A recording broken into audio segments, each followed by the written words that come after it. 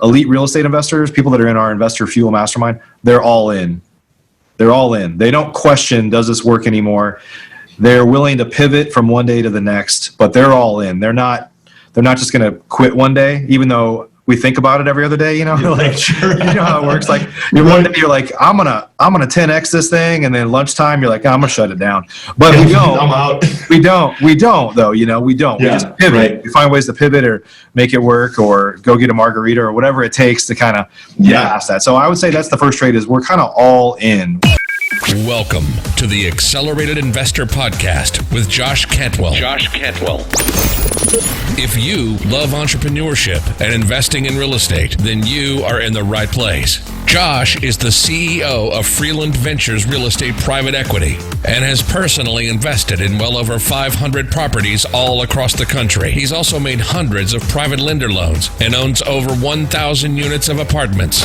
Josh is an expert at raising private money for deals, and he prides himself on never having had a boss in his entire adult life. Josh and his team also mentor investors and entrepreneurs from all over the world. He doesn't dream about doing deals. He actually does them, and so do his listeners and students. Now sit back, listen, learn, and accelerate your business, your life, and your investing with the Accelerated Investor Podcast. So, hey, welcome back to Accelerated Investor. I am so excited to be with you once again.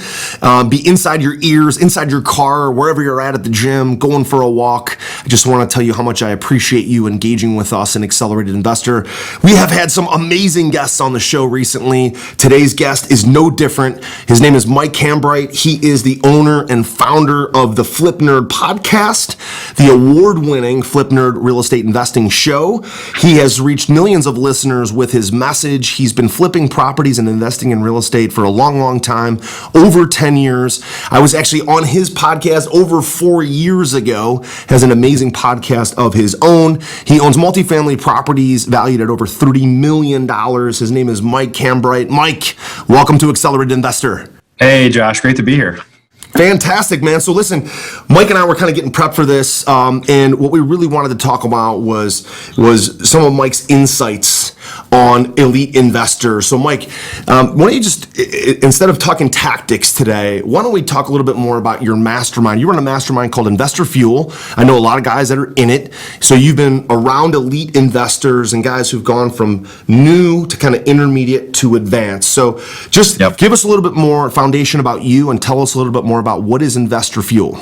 Yeah. So, I've been an investor for about 12 years now. And done a lot of volume over the years. And, just at the end of the day, I think we all get to a point to where it's like, I'm not excited about the transactions anymore, the transactional nature.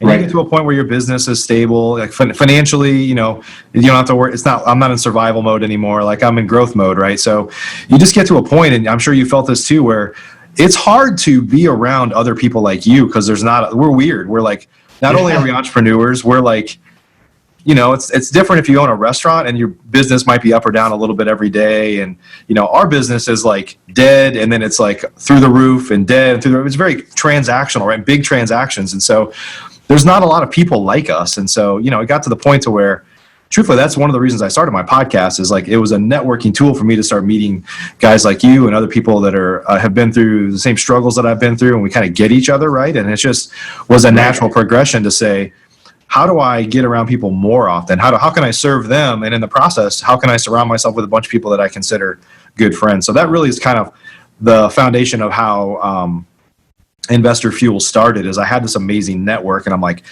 there were one-off relationships. I know this person, I know you, I know other people. How can I pull them all together so they can get to know each other? Right. And that's really kind of how it started. Just a little bit over 2 years ago now. So. Nice. And now we have. Tell us about it. Yeah. How many people, members? Our typical event, we have 150 members there. So, it's grown pretty fast for sure, no doubt. And the members are, how would you classify them generally? I know there's a mix of everything, but intermediate, advanced, residential, commercial. We have two groups, and we're mostly single family based, I would say. But, I think that's been a natural tendency over the past couple of years for single family people to be focused on multifamily. There's been a movement there, as you know, to kind of move into more like commercial and bigger deals. Right. And I think there's a lot of people that are doing things that they weren't like, they really have been a single family person, but now they're spending a lot of resources and effort on short-term rentals like Airbnbs and stuff like that. And so, when you're around entrepreneurs that are kind of, at the end of the day, we're real estate guys, but as I often say, we're in the opportunity business. Like, we're looking for any opportunity we can in the real estate space to make money and arbitrage a little bit. So, got it. But for the most part, we're single family based, and we actually are a little different. We have two groups. So we have what we call our platinum group, which is for people that are doing 50 deals a year or more, or kind of equivalent in holdings, multifamily or rental portfolios or whatever. And then people that are doing between 10 and 50 deals a year that are kind of progressing. So it's actually been cool because there's a lot more people that are in that space that are doing a deal or two a month. And so we have a lot of members that came in and they were doing 15 deals, and a year later they're doing 40, and they're already talking about moving up to the platinum levels, just progressing. Nice. So kind of that intermediate to advanced level, not necessarily new.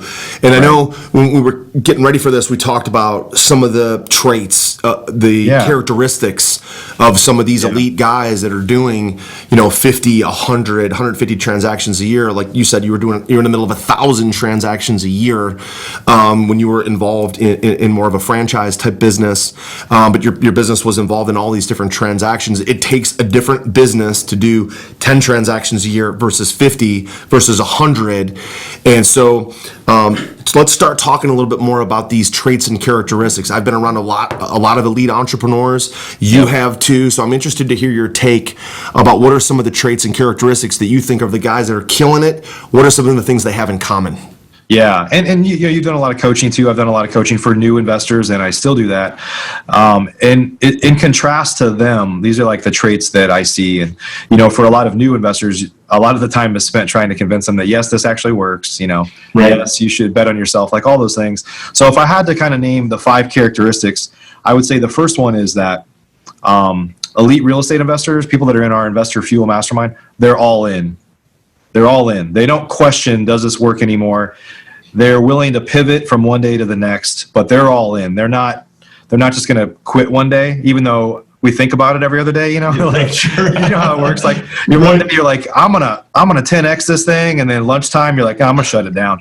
But we don't, I'm out. we don't though, we don't, we just pivot. Right. We find ways to pivot or make it work or go get a margarita or whatever it takes to kind of get past that. So I would say that's the first trait is we're kind of all in. We're like not questioning anything anymore. We're not questioning our ability to do things, but we're all in. We're not going to pull back. My newest and most powerful real estate investing book, The Flip System, is now available.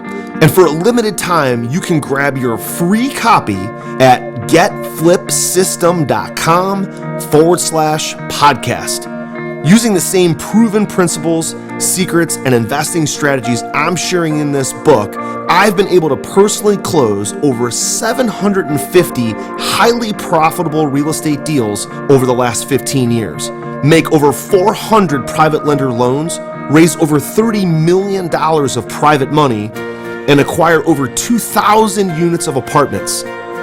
Get my newest book now for free for a limited time at getflipsystem.com/podcast. That's getflipsystem.com/podcast.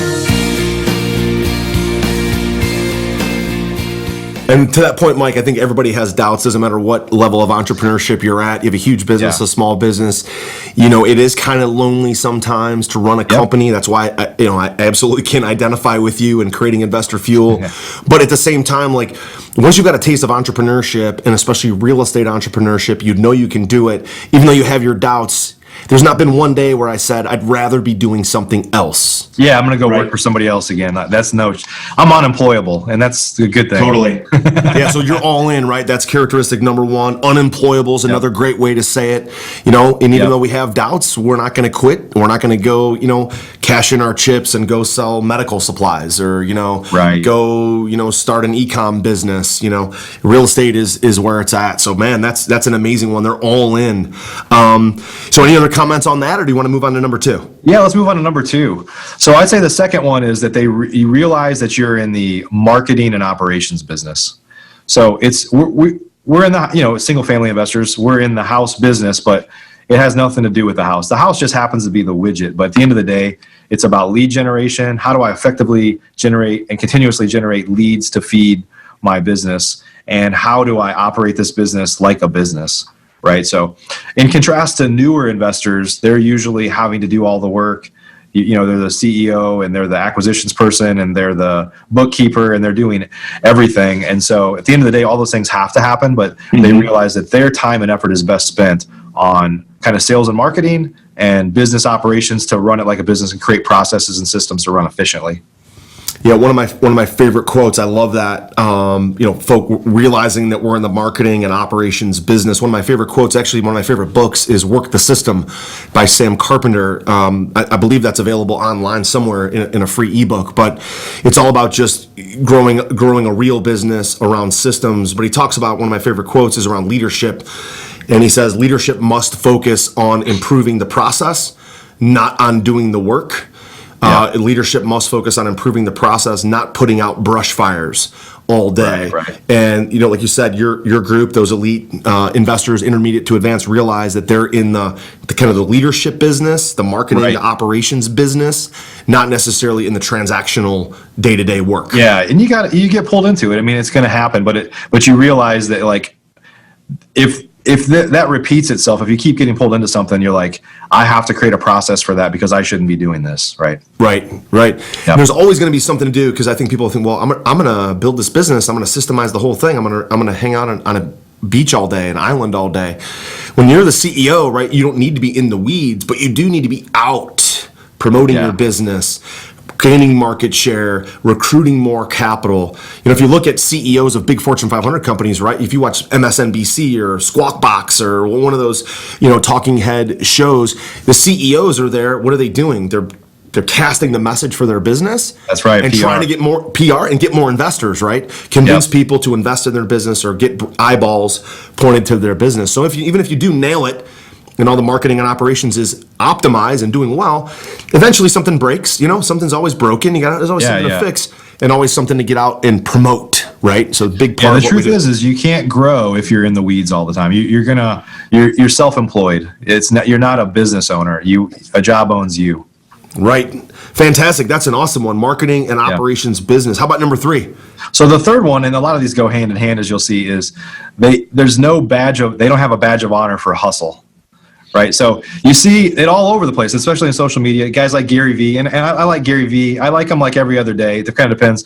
Right. But, they're just like, he literally has this kind of, he probably has a bunch of famous quotes, but the one that always sticks in my mind is around working your face off.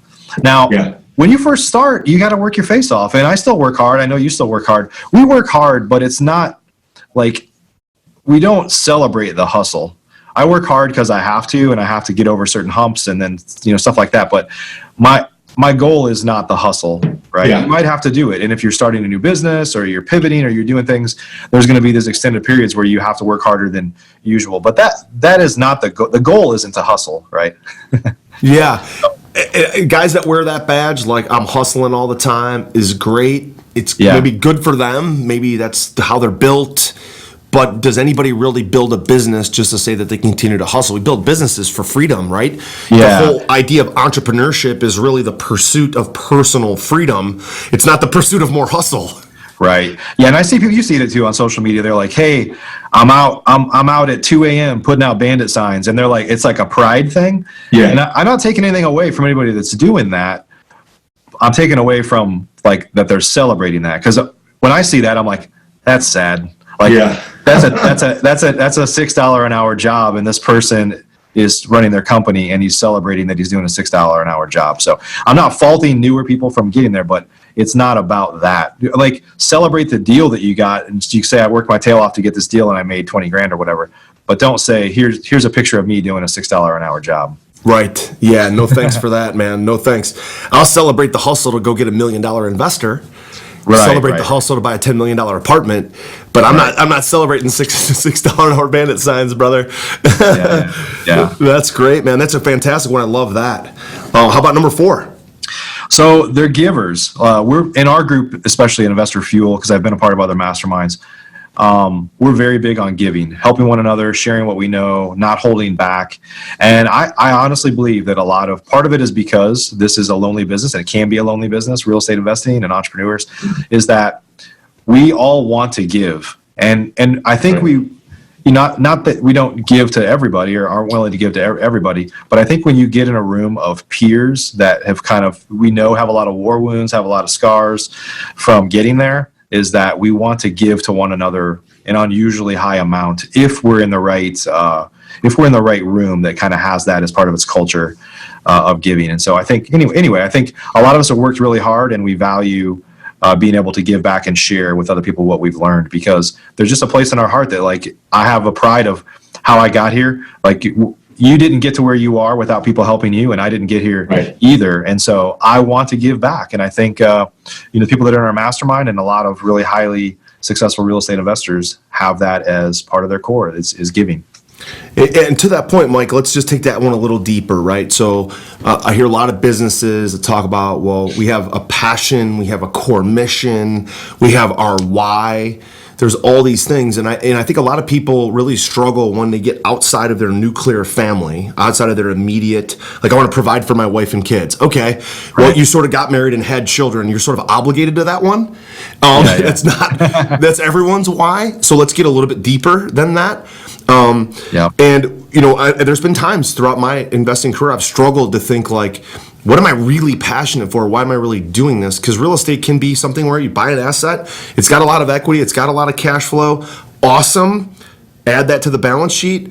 But it's just a widget. It's just a thing. So do you guys have any discussions inside of your group about, finding a way to, like, pull out the why, pull out the passion, pull out, like, what are we giving towards? And really this is based around creating a culture for your business, because if you have, lots of staff or employees, some of them are acquisitions managers, some of them are raising money, some of them are leasing agents, some of them might be doing your audio video. They all kind of have different roles.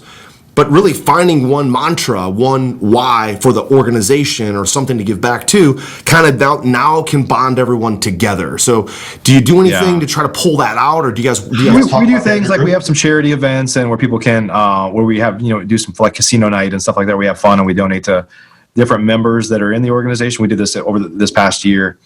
Several of our members actually have charities, and so we had a chance to, like, donate to their causes and stuff. And so I would say, for example, one of the things that we do is we have what are a lot of masterminds have is effectively called a hot seat presentation, and where basically somebody gets up and they share ultimately two main things. One is the challenges that they're having in their business and asking for help from the group. The group acts as like advisors to one another to say, hey, I know somebody that can help you with that, or let's schedule a call because I went through that recently, or whatever it might be.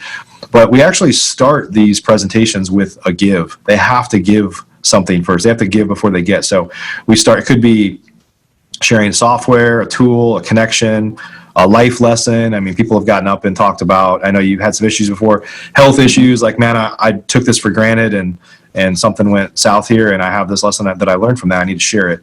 And so, but so much of what happens in a group like ours is the giving that happens outside of the confines of the structure of the event.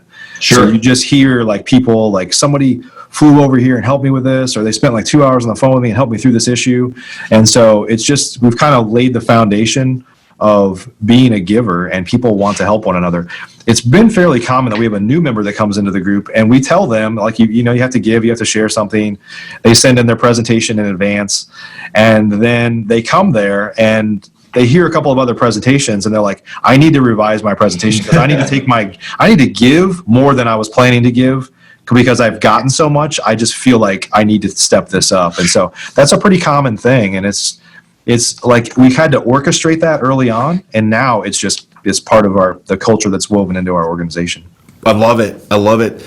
And sometimes within an organization, it's like we've got to find. We're kind of searching right now, even within my organizations, like, what are we doing this for, other than more profit, more money, bigger balance sheet, everyone getting bonuses, whatever. Right. And I keep coming back to, like, we're in the house business, or we're in the apartment business, we're in the private money business. And I keep coming back to, for some reason right now around these holidays as we're recording this, I keep thinking about Habitat for Humanity, and everyone could use a great property to live in, right? So taking some of the profits of the businesses, getting my team and staff on site, building houses for someone. Yeah. Maybe it's in Haiti, maybe it's here locally. I don't know. We're kind of still working through that. Yeah. But then people will know, like, if we do well in business, maybe instead of building one house, we can build 4. You know what I mean? It also becomes a little bit of a competition, and that way we can kind of pull it all in. So, I think it's something that kind of ebbs and flows in a business. Like, you hit certain goals, you're like, this is what we're passionate for today. The business doesn't change, but 5 years later, you could be passionate for something else and giving money away to a different organization or a different cause. Absolutely. But you got to be a giver. That's really great. How about Mike, number 5? So number 5 is that they invest in themselves, like continuous personal improvement. Of course, even joining a mastermind like us has an expense tied to it, but I don't know about you, I'm a bit of an education junkie. I mean, I sell coaching and stuff. The truth is I spend tens of thousands of dollars, sometimes over $100,000 a year, just on education and experiences that I know will help take me to another level. Right. And a lot of people that operate at a high level do that as well. They're willing to invest in themselves because they know that it does, for when you're operating at a high level, if you hear a little nugget, it could literally, like, you could see that on the P&L. Like, I went to this thing, it cost me a few $1,000s. I heard this little tip, and that I had generated $100,000 from that. It doesn't take much when you're operating at a high level to hear little nuggets that move the needle significantly. Are you ready to automate and explode your real estate investing? We're searching for extremely motivated individuals who are sick and tired of wasting time and want to finally see real results from their real estate investing business. We're searching for investors looking to get to the next level and become a bigger, better version of themselves while being a more successful real estate investing entrepreneur. Apply for mentoring and coaching at joshcantwellcoaching.com/podcast. That's joshcantwellcoaching.com/podcast. I love what you just said, Mike, too. It was, and I want you to expand on this, is education and experiences. A lot of people are investing in education. They go to a seminar, they sit there for 3 days, or they go to a mastermind, they sit there for 2 days. But what I love about what you said was education and experiences. And you and I have been around long enough to know that the education is important, but the experiences with other high-level people and creating that bond is really where it's at. So tell us more about that. What do you do experience-wise? What do you try to get out of it? Yeah, I mean, it could be going to a totally different event. It could be something that's not even real estate based. Like, when you get around other entrepreneurs, or you position yourself to be in the right seat or the right room, there's nuggets that you pick up that you can apply back to your business or back to your personal life that kind of enriches you, that causes you to elevate your game. And so I think, I've been at events before that are not real estate related at all. I actually struggle a little bit with pushing myself because I'm so real estate focused. It's so easy to look up and I haven't done anything outside of my industry, for example. Sure. But there are things that I've done before that were not real estate based at all, but they had huge implications for me back in my business. And it's not even, the interesting thing is education and getting around people. Like, sometimes you learn based off of exactly what they said. Like, they said something, let me write down exactly how to do that, and I go do it. Sometimes I just hear a nugget, and it's not even what they said. It just jarred something in my mind and made me think differently about something. I don't know what you call that, but it's real, right? Right. So, experience-wise, interestingly enough, we're doing this trip right now. We're doing this trip. My wife and I did a trip last year. We took a few friends with us to Yellowstone in the winter. So we go snowmobiling and dog sledding in Yellowstone. Crazy. So we actually just started. It's not really a mastermind. We call it Bucket List Boardroom.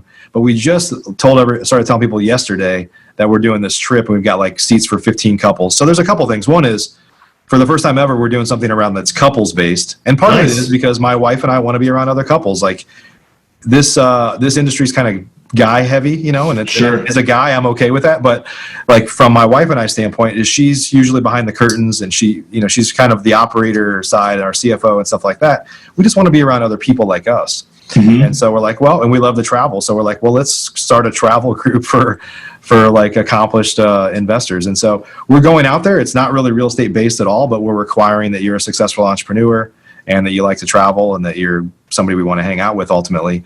Yeah, but even that's though we're going to killer. go out there and not necessarily be real estate based, there'll be some discussions out of there that probably change some lives or get people to kind of come back and apply that to their business. And so anyway, there's a number of things that I do. I'm in some marketing things because, again, I'm a marketer, but I do Right. some marketing stuff that's even outside of real estate because it allows me to learn in different industries and kind of apply it back into my life. Right. Yeah, and you're in, like you said, in number 2, you're in the marketing and operations business. So even Right. digital marketing, different types of social media marketing. If you do it in other niches, it's going to help you in your real estate business. You're like, I can pull that in. I can apply that here For sure. because it's working over here. It might not translate apples to apples, but you take a nugget or two, like you've talked about many times. Take a nugget or two from that, pull it in over here, and test it and see how it works. Yep. That's fantastic, Mike. So let me just cover back to the 5 and see if there's anything else we want to mention. So number 1 was they're all in, right? They don't question whether real estate works. They certainly could question themselves on a daily basis, but they don't question whether it works. They're all in. They're building their portfolio. Number 2, they realize they're in the marketing and operations business, and real estate's just the widget that they happen to be improving or buying or selling.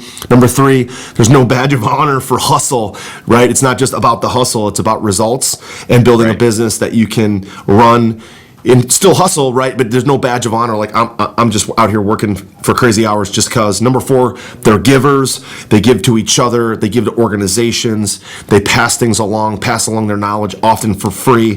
And number 5, they invest in themselves. And again, the piece that I liked was education with experiences. At this point, Mike, because that experience thing's so important to me, like my wife and I don't talk about giving each other gifts anymore for Christmas, birthdays, anniversaries. What we talk about is what can we buy each other as far as a ticket to go somewhere, whether it's an that's cool. event, whether it's a play, whether it's a game, whether it's like going to Yellowstone like you're doing with your wife, a trip to Europe. Let's go to experience something, because when we're old and dying and gray and can barely move, we're not going to remember the diamond necklace or the watch. We're going to remember the experiences. So we started kind of agreeing to just focus on that now, so that we that's have great. tons of experience with each other and with our kids, which is amazing.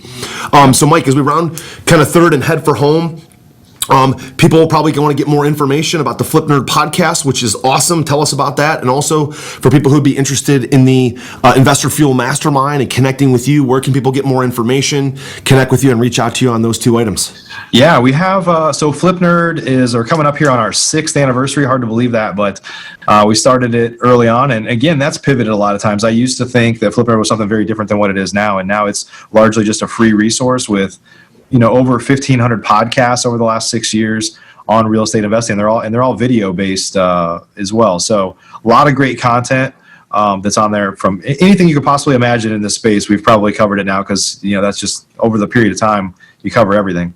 Yeah, So wow. lots of great information. People can go to flipnerd.com and learn more there. Investor Fuel is our mastermind, so you could go to investorfuel.com and learn more about that. If you're an experienced investor and you're looking to be around a community of givers and people that share a ton, I mean, you can just check out our testimonials. It's not common for people to say that this is the best decision I've ever made in my life was joining Investor Fuel, or this tripled my business in 9 months, or like things like that kind of happen all the time. So you can learn more there, and we're very selective, so you have to kind of interview for an invite into the group there. And other than that, I'm on social media. I'm probably more of an addict than I should be. So you can find me on Facebook and Instagram primarily. We're putting a lot of attention on actually growing our social media platform here pretty significantly as we move ahead. So Fantastic. that's where to find me at. Mike, well, listen, thank you so much for showing up and playing all out with me today. And Thank you, buddy. Just really so much appreciation, gratitude for you taking the time, sharing these 5 traits of elite investors. It's really been phenomenal. Thanks so much for being on today. Hey, thanks for the opportunity. You've been listening to Josh Cantwell and the Accelerated Investor Podcast. Leave a comment on our iTunes channel and let us know what you want to learn next or who you'd like Josh to interview. While you're there, give us a 5-star rating and make sure to subscribe so you can be the first to hear new episodes. Follow Josh Cantwell and his companies, Strategic Real Estate Coach and Freeland Ventures, on all social media platforms now, and stay up to date on new training and investment opportunities. To start your journey toward the lifestyle you've always dreamed of, apply for coaching at joshcantwellcoaching.com.